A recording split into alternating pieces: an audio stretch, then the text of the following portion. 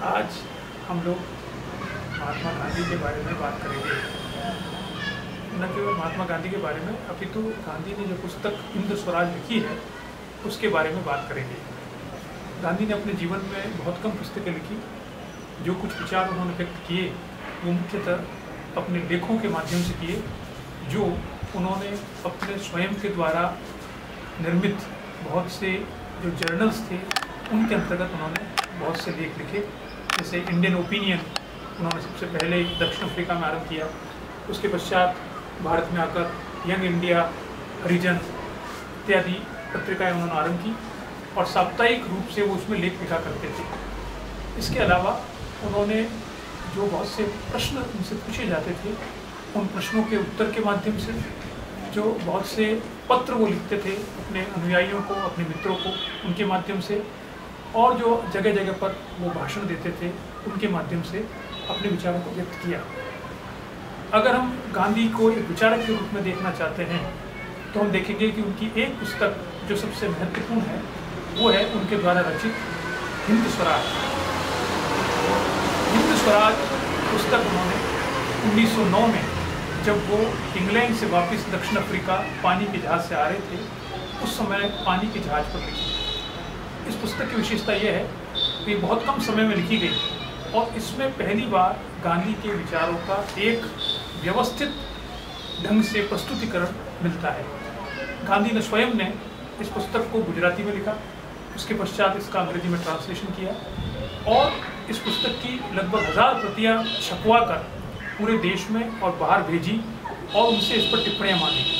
इस प्रकार से हम कह सकते हैं कि 1909 में जब गांधी लगभग 40 वर्ष के हो चुके थे, परिपक्व थे, वे दक्षिण अफ्रीका में बहुत वर्षों तक रह चुके थे।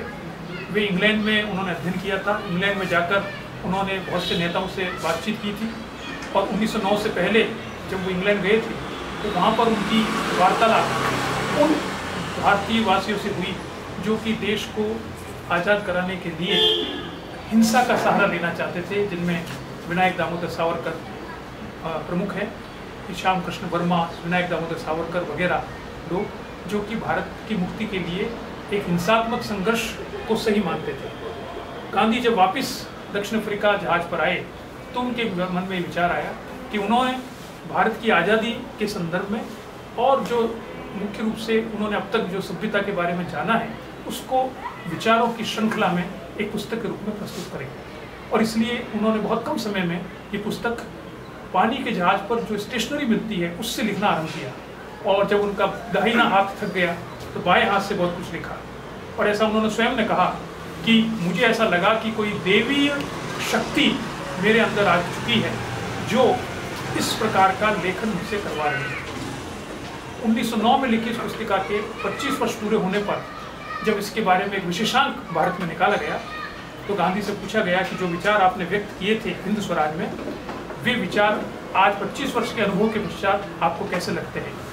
गांधी ने कहा कि मैं उसमें से कुछ एक दो शब्दों को छोड़कर, जो कि मेरे महिला मित्र को जिन पर आपत्ति थी, मैं किसी प्रकार का परिवर्तन अपने टेक्स्ट में नहीं करना चाहता, क्योंकि मैं मानता हूँ कि जो विचार मैंने 1909 में व्यक्त किए थे वे आज मेरे और ज़्यादा विचार दृढ़ हो चुके हैं, क्योंकि जो अनुभव मुझे मिला है उस अनुभव ने इन विचारों को और दृढ़ किया है। ये पुस्तक गांधी के विचारों को समग्र रूप में प्रस्तुत करती है।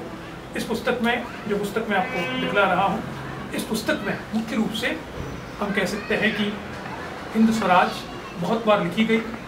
इसका हिंदी अनुवाद भी हुआ, इसका अंग्रेजी अनुवाद भी हुआ और इस पर अलग अलग संपादकों ने टिप्पणियाँ भी की है।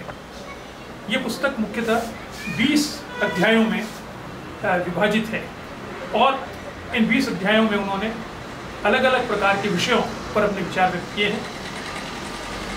बहुत अधिक अगर हम देखें तो उन्होंने हिंदुस्तान की दशा के बारे में बात की है, जो बंग भंग उस समय हुआ था उस समय इसके बारे में बात की है। उन्होंने सत्याग्रह के बारे में बात की है। उन्होंने मुख्य रूप से इंग्लैंड की जो हालत है उसके बारे में बात की है और जो छठा अध्याय उन्होंने लिखा है सभ्यता का दर्शन, उन्होंने सभ्यता के बारे में अपने विचार व्यक्त किए हैं। उन्होंने शिक्षा और मशीनों के बारे में अपने विचार व्यक्त किए हैं और उन्होंने कांग्रेस के बारे में अपने विचार व्यक्त किए हैं। इस पुस्तक के अंत में उन्होंने लिखा है कि जो लोग इस पुस्तक के विचारों को और अधिक पढ़ना चाहते हैं, उसके लिए उन्होंने 20 पुस्तकों की एक आधारभूत ग्रंथ उन्होंने इसमें दिए हैं। उन आधारभूत ग्रंथों को अगर हम देखें तो इसमें से मुख्य रूप से लगभग 20 जो पुस्तकें उन्होंने लिखी है, उसमें से 6 पुस्तकें उनकी वह टॉलस्टॉय के द्वारा लिखी गई पुस्तकें हैं। वे टॉलस्टॉय से सबसे ज़्यादा प्रभावित थे, क्योंकि टॉलस्टॉय भी गांधी की तरह अहिंसा को सर्वोत्तम स्थान प्रदान करते थे। इसी प्रकार से उन्होंने कारपेंटर की पुस्तक, हेनरी डेविड की थॉरो की पुस्तक और रस्किन की पुस्तकों को भी उसमें सम्मिलित किया है। हम कह सकते हैं कि गांधी के विचारों को जानने का जो सबसे सुगम तरीका है वो है उनके विचारों के हिंद स्वराज के अंतर्गत उसका अध्ययन करना। अगले एपिसोड में हम देखेंगे कि इस हिंद स्वराज में उन्होंने किस प्रकार के विचार व्यक्त किए हैं।